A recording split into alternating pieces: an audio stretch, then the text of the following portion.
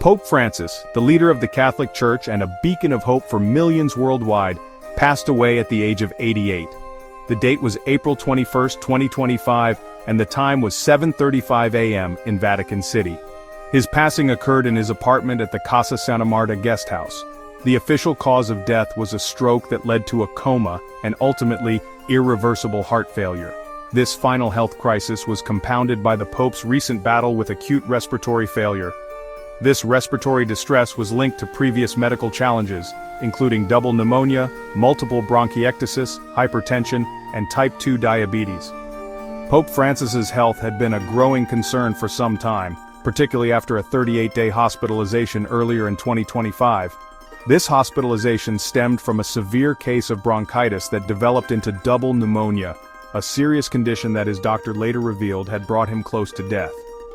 Despite the challenges, Pope Francis continued to carry out his duties, his spirit seemingly undimmed by his physical struggles.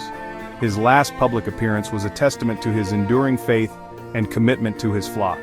It took place on Easter Sunday, April 20, 2025, a day of great significance for Christians worldwide.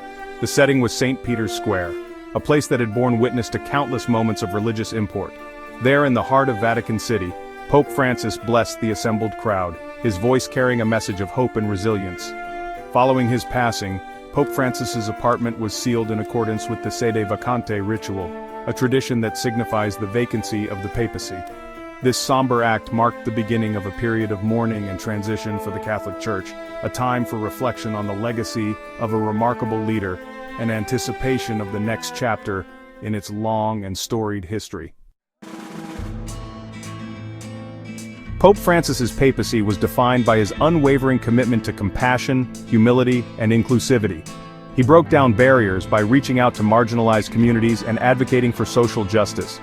His efforts to modernize the Church's stance on issues like LGBTQ+ rights and climate change made him both a beloved figure and a controversial one.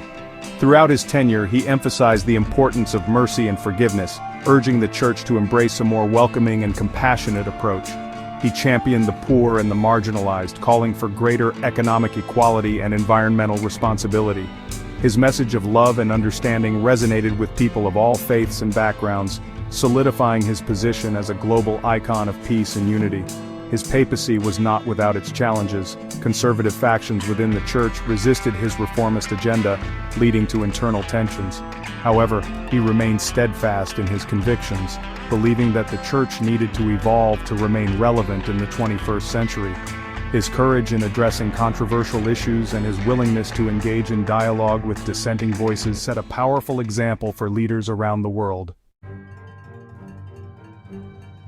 News of Pope Francis's passing reverberated around the globe, eliciting an outpouring of grief and tributes from world leaders, religious figures, and ordinary citizens alike. Heads of state from every continent expressed their condolences, praising his commitment to peace, justice, and understanding. President Trump, a figure often at odds with the Pope's progressive views, ordered flags to be flown at half-staff and announced plans to attend the funeral with Melania Trump. Leaders of other nations, including those from predominantly Catholic countries like Italy, Spain, and the Philippines, echoed these sentiments, highlighting the Pope's profound impact on the world stage. Religious leaders from across the spectrum also mourned his passing. The Archbishop of Canterbury, spiritual leader of the Anglican Communion, lauded Pope Francis's efforts to promote interfaith dialogue and understanding. Jewish, Muslim, and Buddhist leaders alike recognized his contributions to religious tolerance and his unwavering belief in the common humanity that binds us all. With the passing of Pope Francis, the Catholic Church enters a period of transition as it prepares to elect a new leader. Cardinal Kevin Farrell will serve as the Vatican's administrator until a new pope is chosen. This period, known as the sede vacante, is marked by specific rituals and traditions that guide the Church through the interregnum. The conclave, the process by which the College of Cardinals elects a new pope, will commence 15 to 20 days after the funeral. During this time, the cardinals will gather in Rome to deliberate and ultimately choose the person they believe is best suited to lead the Catholic Church into the future. The passing of Pope Francis has also led to the postponement of certain events, including the canonization of Carlo Acutis, which was originally scheduled for April 27, 2025. This decision reflects the solemnity of the period of mourning and the need to focus on the transition of papal authority. Speculation has already begun regarding potential successors to Pope Francis.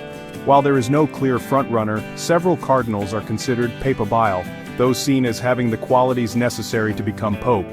The coming weeks will likely see intense scrutiny of these potential candidates as the Catholic world awaits the selection of its next spiritual leader.